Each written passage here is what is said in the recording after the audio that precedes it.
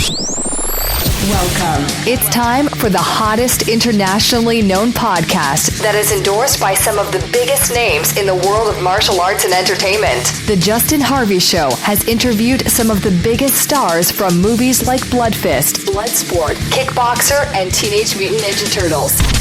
This show provides some of the best sound quality and interviews on the web. So sit back and enjoy. You won't be disappointed. So without further ado, here is your 2015 Hall of Famer and host, Justin Harvey. Hello, ladies and gentlemen. Justin Harvey here of The Justin Harvey Show, doing a show in a brand new style. This is a test show using the Spreaker recording studio, desktop, whatever. But anyways, on tonight's show, I want to bring back an old friend of mine who me and him go way back. We worked for the Missing and Abducted together, trying to find missing people and missing children and all kinds of different things. Please help me welcome David Levitt back to the show. Welcome, David.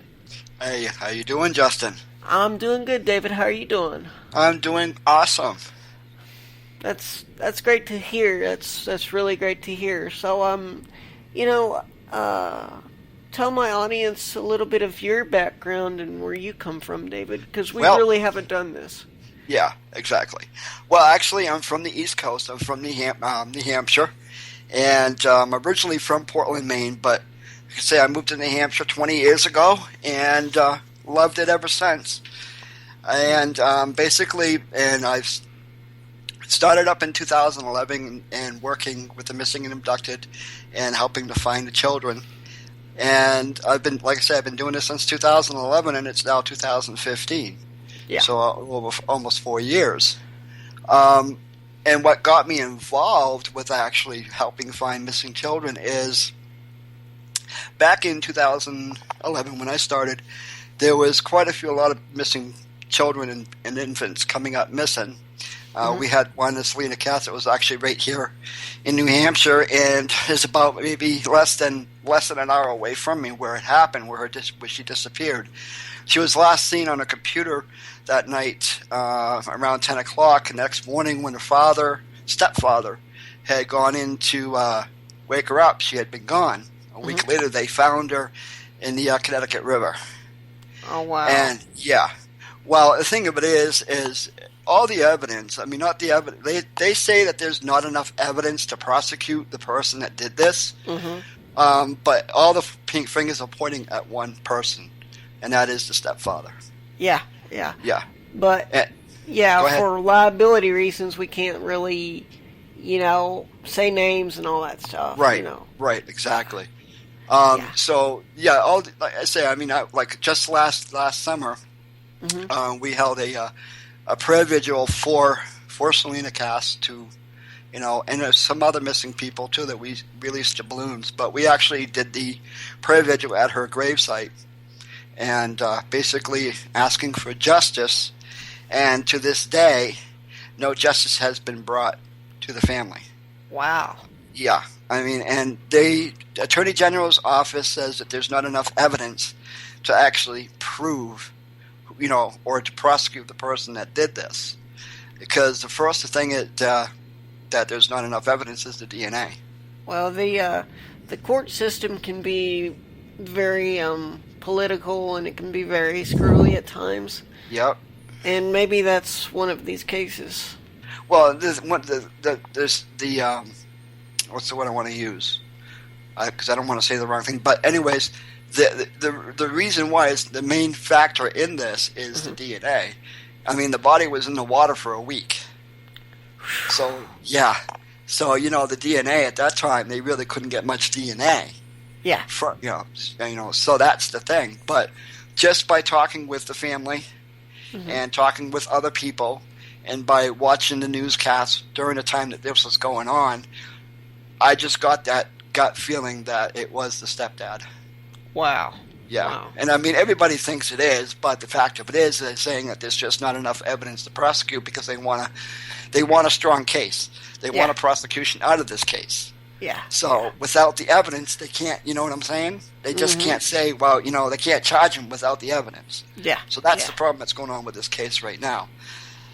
So that's basically what got me involved with working with missing children and helping find missing adults too.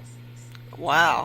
So, yeah, you know, it's amazing how many, you know, people that go missing every day. Yeah. You know, I mean, just alone is like 8,000 children that are missing. And I want to say maybe the majority of them know their abductor. You know, it's either a parent or neighbor or a family friend. And some of those cases are like parental abductions. But at times they don't know their snatcher either. Like it'll be somebody just random. Yes, exactly. Yeah. Exactly. So it's really, really creepy if you think about it. It's like in the movies where you see this little girl just get snatched up from the park. Yep. So, there is a point. I don't know if you knew this or not, but just this year, Facebook had teamed up with Amber Alerts on January 13th. And since then, I want to say roughly 185 missing children and adults were found by Facebook. Wow. And its users by sharing these alerts. I mean, it even led to an 11-year-old girl being found after a motel owner recognized her from an Amber Alert that a friend shared on her Facebook. Wow. Yeah. So, using social media like Facebook and Twitter, it is helping out, and you know, and people sharing these things, and I think it's really great that Facebook had teamed up with Amber Alerts, because what they do is the Amber Alert that goes out, it's in the area, and whoever's in that area that has a Facebook, it goes on the Facebook. Yeah. Then of course that person shares it to the other person, and then you know what I'm saying? It goes down the line. Mm-hmm. So I think that's awesome, and I'm glad that they did. So. Yeah, you know, it would be nice, even though they're competitors, it would be nice to see Twitter doing something like this. Mm-hmm. You know, maybe not alongside Facebook, but along the same lines of doing something. Yes, exactly. Yeah, you know. You know, I mean, just even, you know, just by setting out the stuff like that. Yeah, you know, like being teamed up with them, and the Amber Alerts come out, they can actually put that Amber Alert out in that area. Yeah, because, I mean, everybody's on Twitter. I mean, everybody, to celebrities, it's, to today's world, it's the place to go. I mean, it really is. Yes, it is. You know, because Facebook is still pretty popular, but, you know, Twitter, there's a lot more people on Twitter than you would think. Mm-hmm. Yes. So. Yes. There's a lot. I think there's probably a lot more than there is on Facebook. Yeah. It's possible, but it's like, I don't do the whole Instagram type thing, or like, you know, like that, or like, I've got too many social networks as it is. So it's like, it's hard to keep up with. Yeah. You're cutting out, Justin. Oh, really? Yeah, you're just a little bit. It might be Skype or something. It could be Skype, yes. Yeah. Skype, it could be. Microsoft took over. Yeah. No punt against them, but still. Yeah. They should have just left it alone. Yeah, Bill Gates made his money. He doesn't care. So, I mean, he's got his money, so. Yeah. You know, and he's got his head wrapped up in a lot of other things, so, you know, it's like he's not that concerned about, you know, what's going on in the Microsoft world as far as computers are concerned. Yes. So, but I'm gonna go ahead and wrap up this little segment, David. And do you have any final thoughts before I let you go?